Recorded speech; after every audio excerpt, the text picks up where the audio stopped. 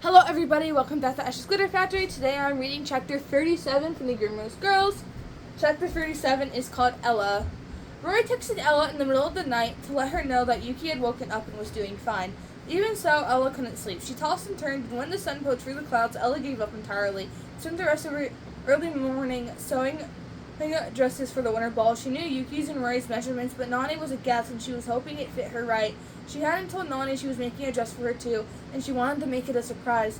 When Monday came, Ella spent the whole weekend without really sleeping, and she'd stitched and sewn until her fingers started bleeding. She didn't see Yuki at first period, and didn't meet her for their second class either. Rory had reassured Ella she was fine, but there was nothing to worry about. But there was something about the ritual that unsettled Ella. She supposed it was important to find out that the book couldn't be destroyed, but they hadn't really gotten the answers they were looking for. Ella didn't know how to accept that. She hurried the third period, hoping to spot any of her friends, when Frederick caught her by the arm. "Hey," he said, and Ella turned around so fast she almost bumped nose first into his chest. "Didn't see you at the Halloween party on Friday." "You know how it is," she said in excuse, her smile not really reaching her eyes. "I had to stay at home. Stacy and Sylla were there." Ella sighed. "That's just how it is." Fred's frown deepened, and it made his red brows furrow in a cute way. "All right, I wanted to ask you, there's going to be a gelato festival and contest next week before they close all the shops for winter. You want to come?" Ella hesitated for a moment, feeling her heart clench. I can't. It's the weekend," Frederick said. "You're going to be back before 5 o'clock. Promise? I'll deliver you myself." "Freddie, you don't understand. I can't." "Not even if your sisters got tickets for a music festival in Munich Saturday and went home?" Ella blinked. "They didn't tell me anything about that." "Well," Freddie's voice trailed off, "think about it, all right?" Freddie was gone before Ella could say anything. When she turned around, she was almost hit another student coming up the stairs.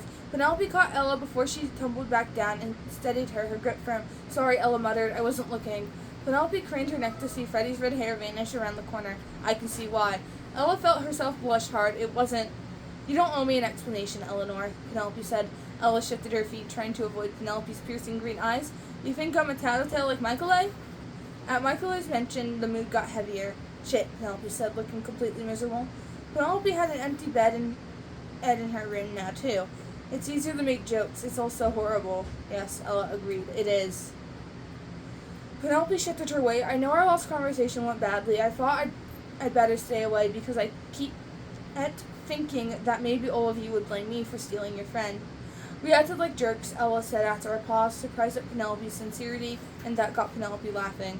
"I talked to Yuki about it, of course, but—" her voice trailed off. "It wasn't the same. I wanted you to know that I'm sorry and that having to go through this again is just wrong." "You too. I know what you're going through," Ella proceeded. "Did Ari talk to you?" Penelope frowned. "About what?" Ella didn't know what to say. She knew Yuki had already asked, but she couldn't help but feel that something was being left out of the story, and would she even believe her if Penelope said yes? Ella wanted to ask questions, but she didn't know if she could handle the answers. "Sorry, I'm rambling," Ella said instead. "I know you were important to Ari and to Michael A." Penelope gave a tight-lipped smile. "Yes, I don't want anyone else losing friends." "You're right," Ella said, suddenly feeling guilty. "I know Yuki likes you a lot. You're good for her." Penelope's eyes flashed. "I'm glad. I think it's good she realizes she has other friends if she needs it." Ella frowned. "What?"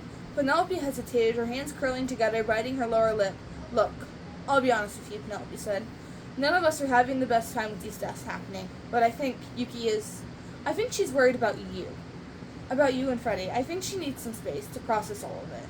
Ella shrank back, Penelope's words taking her entirely by surprise. "She didn't tell me that." "She didn't want you to think she was jealous," Penelope said. "Jealous of me and Frederick?" Ella repeated, a familiar feeling of twisting in her stomach. "That's absurd." "I just think she needs time to process that you're allowed to have some things that are entirely your own. We all deserve that." Ella didn't know what to think of that. Wanting to march upstairs to ask Yuki what was going on, if that had been the reason she was acting strangely lately, or if it was once again Ella's anxiety poking at her insecurities. Ella was allowed a few things of her own, and what she had she loved with all her heart and never let go. Oh, but she also knew Yuki, quiet, private Yuki, who never shared anything, but who was fierce and protective. Yuki, who she'd died for. Yuki, her best friend. And if Yuki didn't understand that she'd come first, no matter what, it didn't matter how many times Ella repeated it. "It's nothing, probably," Penelope reassured her, reaching for Ella's shoulder, giving it a tight squeeze. You have been through a lot. You'll find your way. Ella found herself reaching for Penelope's hand, surprised by how calloused Penelope's hands were too, not soft like she imagined for a girl who never worked a day in her life, whose parents owned several of the best farms in Europe.